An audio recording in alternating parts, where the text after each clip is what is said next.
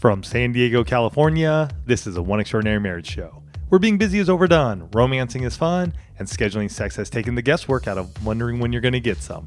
I'm Tony DeLorenzo, your co-host, along with my beautiful wife, Elisa. From coast to coast and around the world, thank you for joining us. It's time to talk sex, love, and commitment.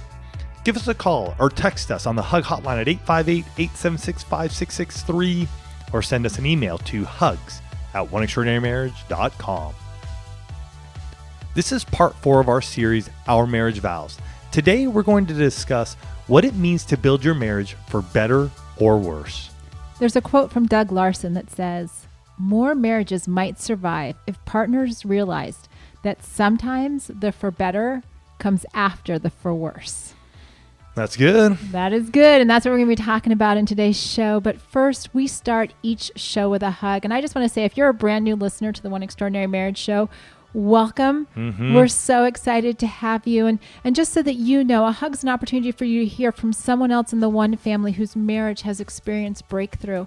And this week's hug is sponsored by Ava, a woman's cycle tracker that is changing the way that both husbands and wives understand her body. This hug comes as an email from a new listener that says, "My husband and I have been married for over 17 years, and I recently discovered that he'd had a secret life, which included an affair and pornography. I knew we were disconnected and now realized that we had been living the roommate syndrome for too many years. Even though things were ripe for disaster, I was totally blindsided and my world was shattered. This has been a major wake-up call for both of us. We're both committed to doing whatever it takes to save our marriage. Not just saving it, but taking it to an extraordinary place. We started listening to your show about 2 months ago, and it has been life-giving to our marriage. It has sparked so many amazing, intimate conversations and moments in between us. Awesome. We're working on ourselves and in counseling, and those things have been vital, but your show has been an invaluable supplement to our counseling. I know we wouldn't be nearly as far along in our recovery without it, and hearing so many couples are facing similar challenges. We listened to part 1 of your Marriage Vows series last night. To say it was a game changer would not be doing you justice.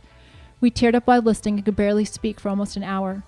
My husband opened up and shared his heart and grief about how he felt about breaking our vows and how he is looking at our vows and relationships so differently now. He had already been thinking about it, but then took your advice and proposed that we have a recommitment ceremony. That meant everything to me. Love you guys." Wow. So good. And we're truly honored and blessed to have you both part of the one family. And we're coming alongside you. Hey, you know what? You guys are going to rock it. You guys are going to kick butt. And like Lisa said in the quote today, where was that here? Sometimes the for better comes after the for worse. And so we're believing for much, much better coming your guys' way. Absolutely. And it's part of the heart behind this particular series because, you know, like last week we were talking about for richer, for poorer. This week we're talking about for better, for worse. And it's looking at those words because as I was sharing with a coaching client this week, you know, when you get married, you know, we don't think about all the yuck that's going to happen. No, not at all. We're all like starry-eyed and everything's going to be just wonderful and perfect. Well, and that's where, you know, this clause, I call it the rainbows and unicorn clause. Okay. Right? Yeah, the for better, for worse. Like we're really focused on the for better part. Right? We don't think about the bad things that are going to happen. Like this hug, you know, when they got married all those years ago, they weren't thinking there's going to be an affair and pornography in their story. Nope. I would highly doubt it. We focus at the weddings, and we were just recently at a wedding. You know, we focus on the good stuff, right? You know, like I'm going to love you all the time, and we're going to, you know, it's all the good stuff. It's the as long as the days are happy, and we've got money in the bank, and you know, we've got a good job and kids, and everything is super easy.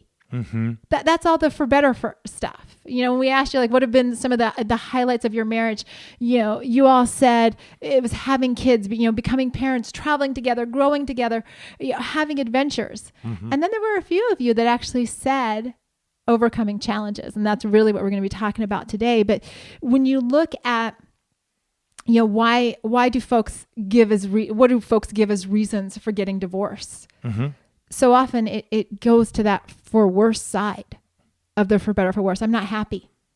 We have money problems. Marriage is too hard. We don't get along. We don't talk anymore. We don't have sex. Or like this couple in the hug, there's been infidelity. Someone has broken trust. Broken trust. Absolutely. Unforgiveness or what was I going to say there? For getting divorced. Yeah, you said money. And I think the resentment. Yeah, that's where I was going to go with the unforgiveness, was the resentment that we hold on to. And I really think there's been this shift where, instead of saying we're married for better or for worse, like really taking that vow, we've exchanged it for, well, as long as I'm as happy in this marriage and it's not hard for me to do this relationship with you. Mm-hmm. Because once one of those two things, I mean, we see it plastered all over the tabloids. You can't get on any type of social media platform without seeing somebody that's getting divorced. We've come to this place where we're like, you know what, if this gets too hard, or I'm just not feeling happy about this, peace out. Mm-hmm. Yeah, I'm done. And if you stop and think about, okay, what is marriage? Right? Marriage, at its core, is the joining of two separate and distinct individuals with their own personalities, habits, and quirks, committing to spending the rest of their lives together. Wow. When you put it like that, that's a big, tall order. That's my own definition. That was pretty good. Yeah, that's well, when you look at it like that, yeah, marriage is a joining of two separate and distinct individuals. And I would even say those separate and distinct individuals are ones who are coming from different families, different environments, different upbringings, thoughts about money, marriage, sexual intimacy. Think about all that with their own personalities, that we grow up in those areas, in those environments, our own habits and quirks, which do change over time, committed to spending the rest of our lives together. Like, where did we get the idea that this was going to be super easy and that it was always going to be the rainbows and unicorns? Right? Or that we were always going to, like, every day be happy. I'm trying to figure out, like, I bought into it. I know. First one to raise my hand. I'm raising my hand and you guys can't even see me right now. I bought into that. Mm-hmm. And yet when you look at our own marriage, I mean, we're coming up on 23 years here, which just mind-boggling. But it was cute, though, because as we're going through this series, our marriage vows, Elise and I begin to look for old photos. And for those of you who've never had to, like, actually take pictures and go get them developed, we still have those in our garage. And so it was really interesting, though, to touch them and see them. And one picture really popped out at me was the first kiss we had. And we're going through this series, our marriage vows, and I thought at that moment what we had said to one another, what we had shared. I take you, Elisa, and that kiss was the culmination. That was the first kiss as a married couple. And so as we get to this part, though, in our vows, when we say for better or worse, I don't really think about that much, because I always thought, like, hey, everything's going to just be great. Mm-hmm. And so I would even challenge you guys as you're going through this series with us. 1, grab your vows, pull them out, read them.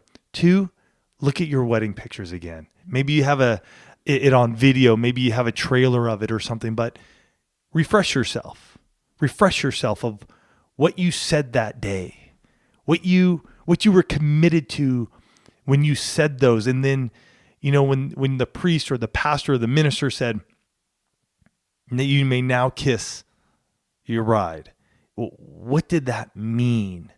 Because when we talk about the worse, there is that hope. There is that vision that I take you to be my awfully wedded wife. Lawfully. Did I say awfully?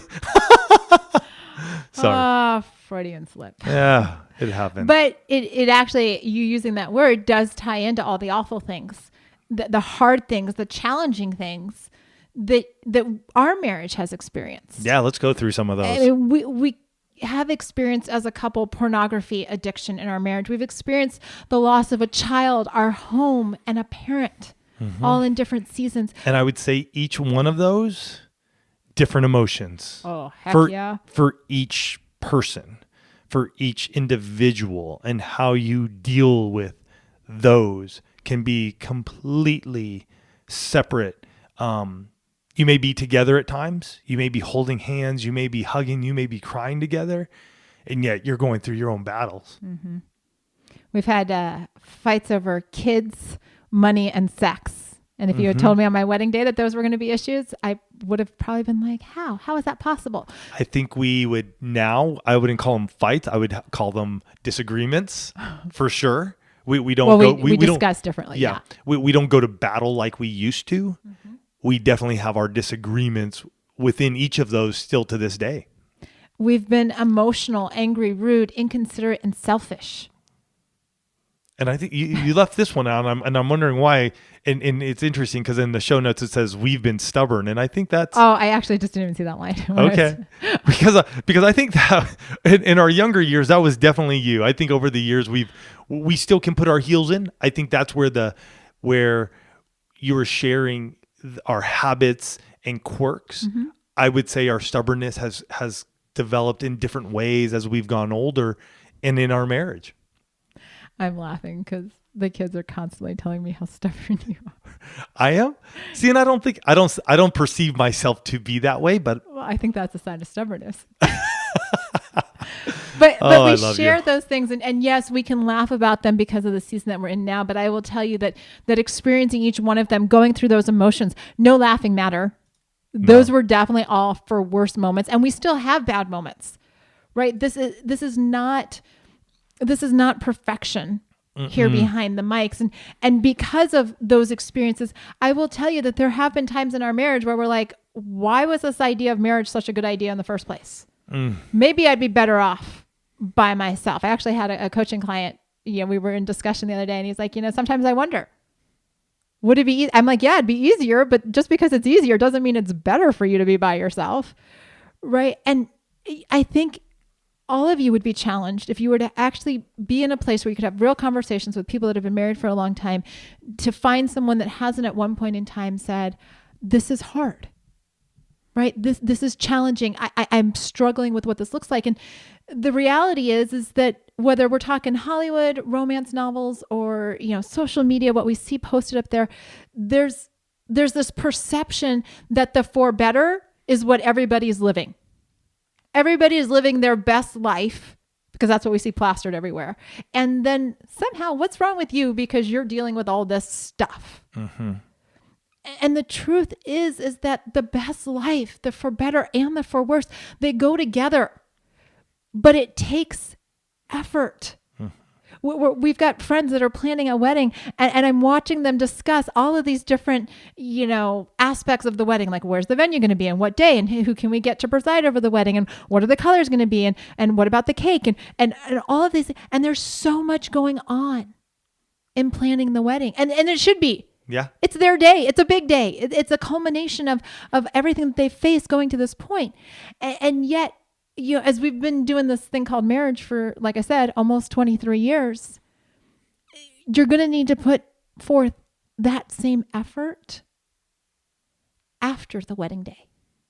The same effort that, so many of you wake up and you're like, I'm going to get to the gym today because I'm going to crush my fitness goals, or we're going to save this amount of money because these are our saving goals, or we want to do these kinds of things. And yet we look at our marriages when we're in that worst part and we're like, oh, I don't want to put forth the effort. But you'll do it in the other aspects of your life. You won't even think twice about it. I want a beach body. Then I'm going to go get myself ready and get this body ready for the beach. Mm-hmm. We have to be those people.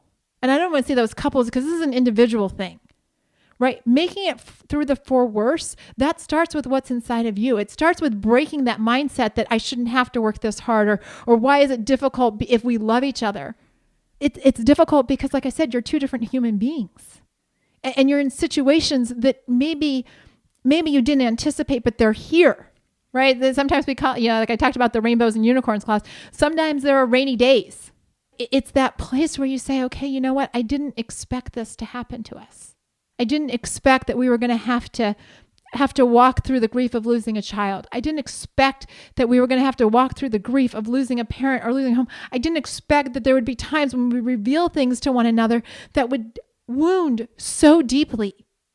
I didn't expect that on my wedding day. And yet here we are. Can I just put one other clause in here though? If you're in a relationship that is abusive, be it emotional or physical abuse, that does not mean you need to stick in there. And so we did a show is this abuse? And I'll put that show and a link to that in the show notes, because in all honesty, you don't need to be in that. God didn't create you to be in an abusive relationship, and it may be time that you do need to take a step away until your spouse can get a handle on their anger, their aggravation, and their aggression.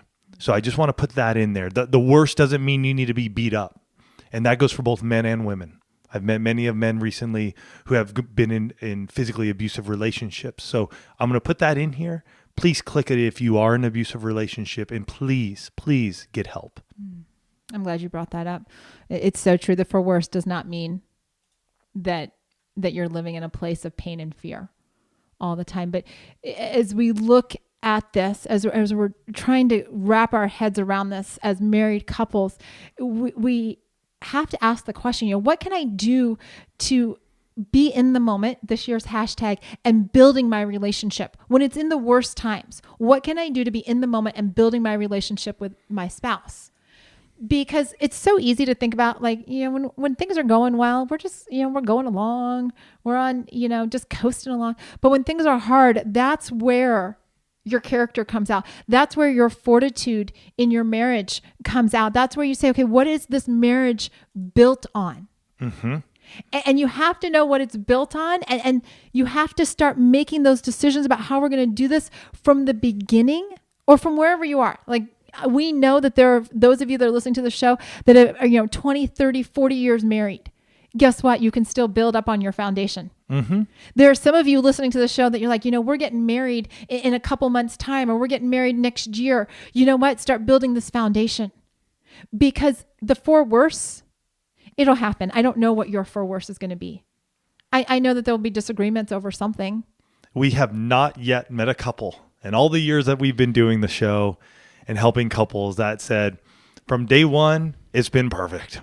Not one. I wish it would be an amazing feat, and yet life will come your way. Like, we don't do interviews on the One Extraordinary Marriage show, but I'm guessing if we ever find that couple that's been married for any significant length of time, like if you're in your first 24 hours, I'm sorry, that doesn't count.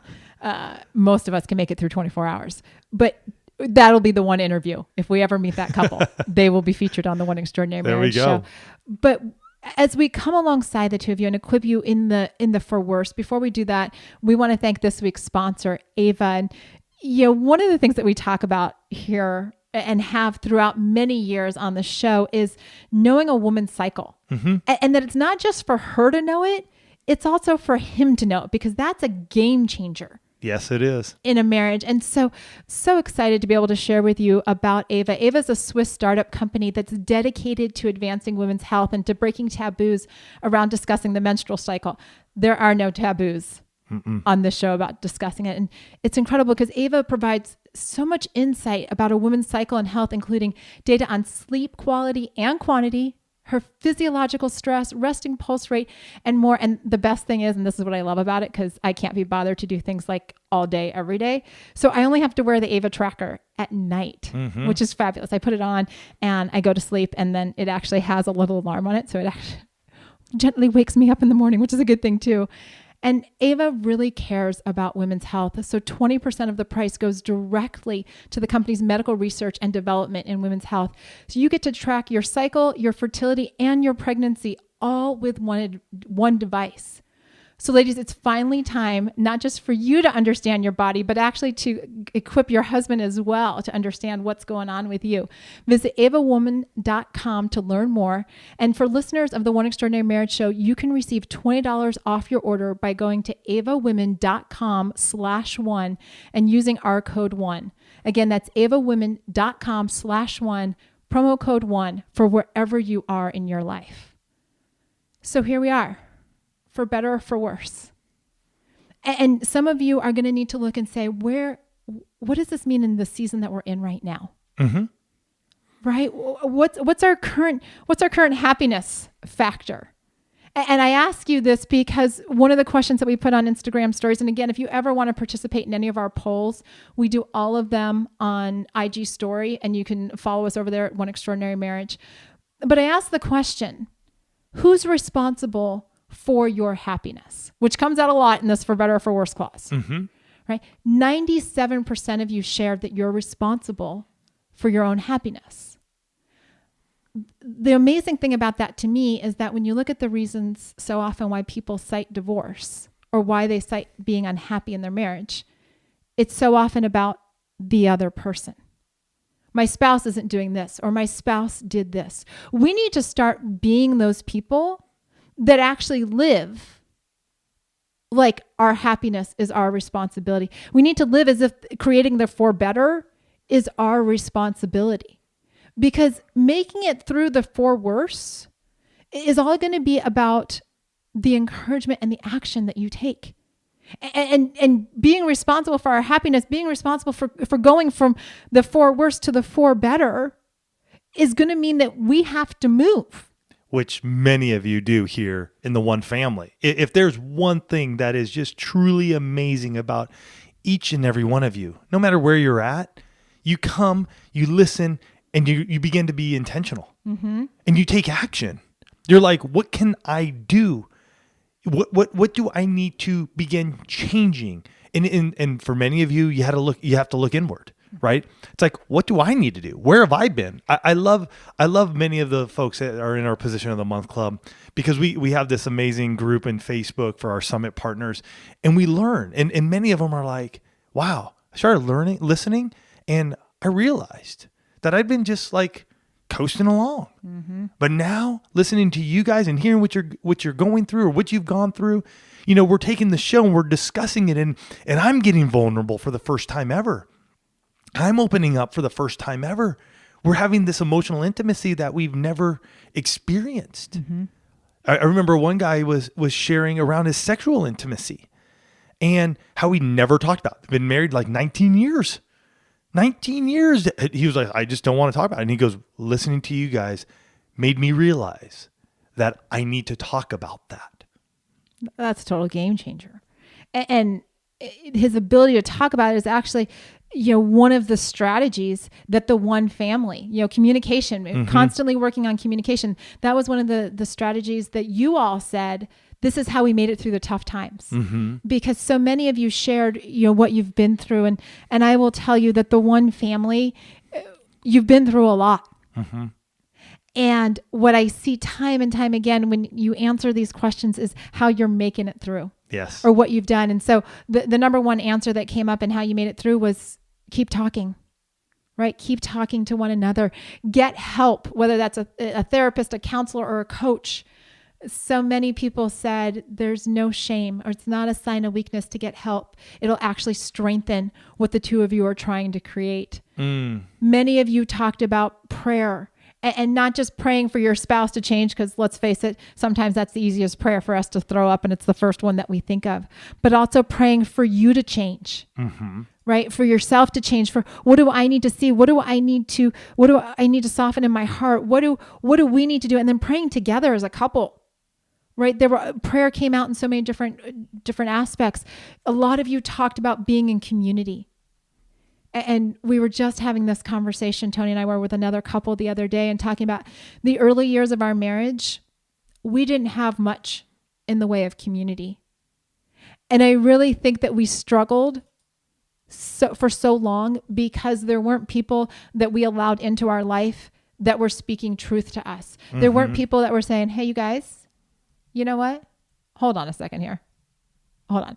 Like what you're doing right now, you need to stop. Or you need to do more of, or whatever it is. We didn't have that strength of community around us. And the two other helps that you all gave as we were talking about this, and this whole list, I will tell you, Tony and I have done this whole list.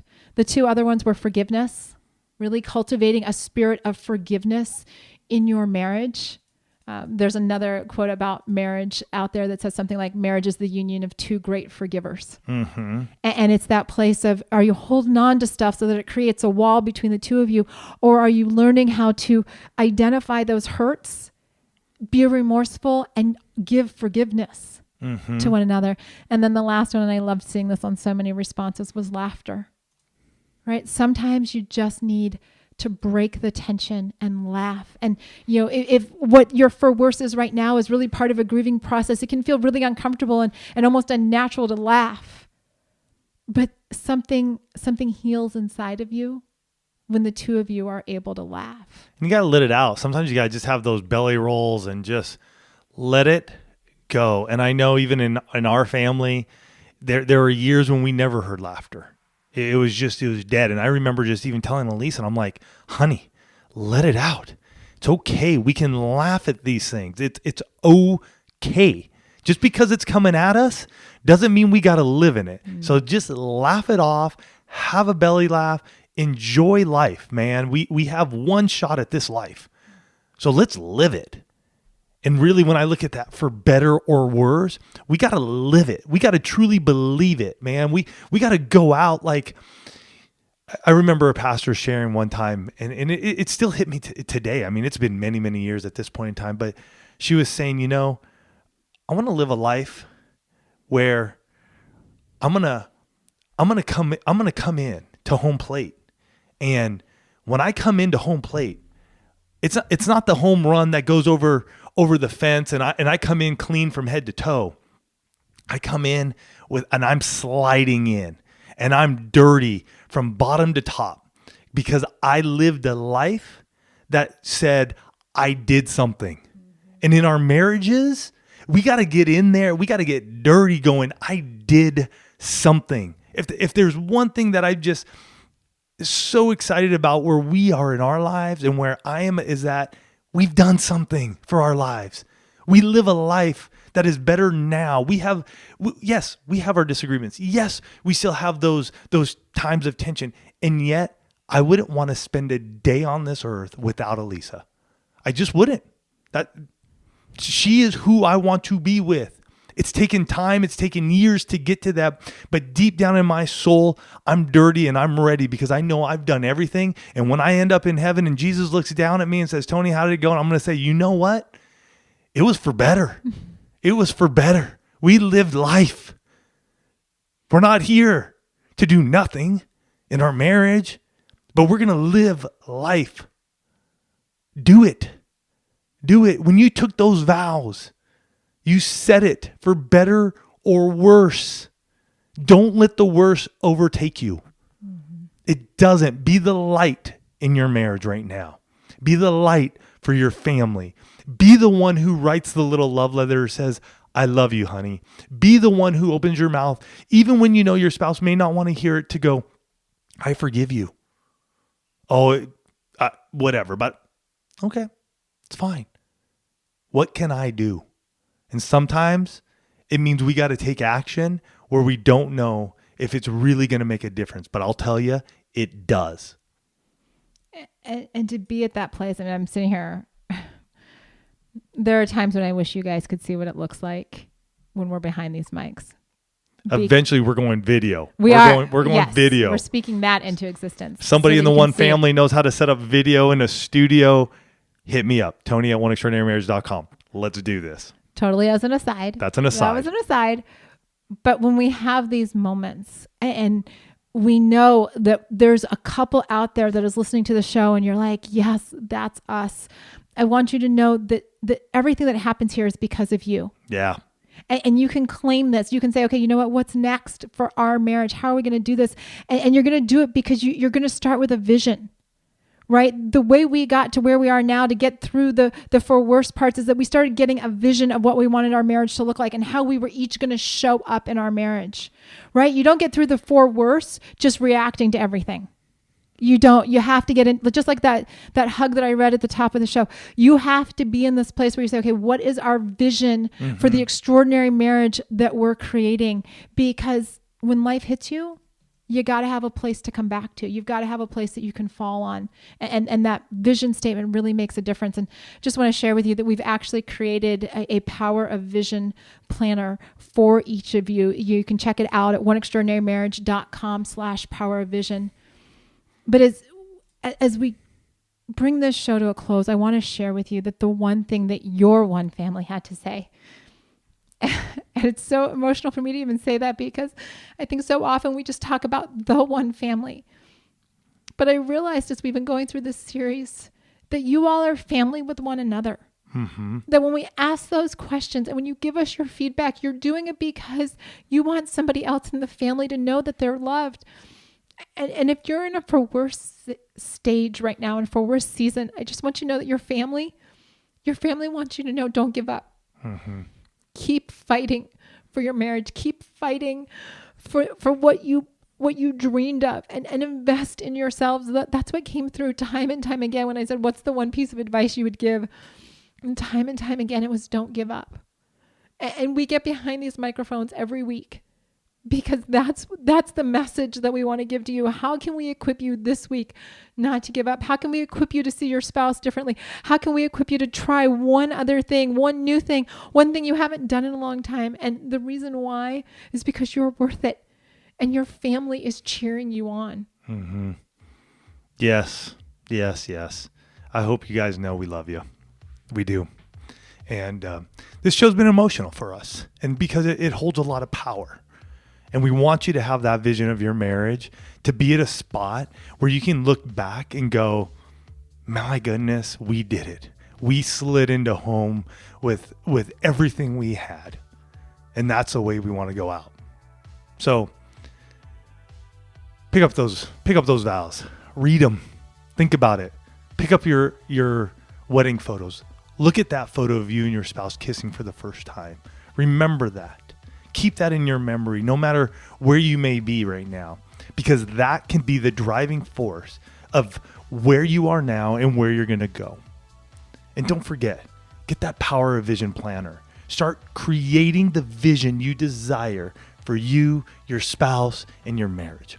We love you guys. Have yourselves a fantastic week, and we will catch you next week. Love you guys.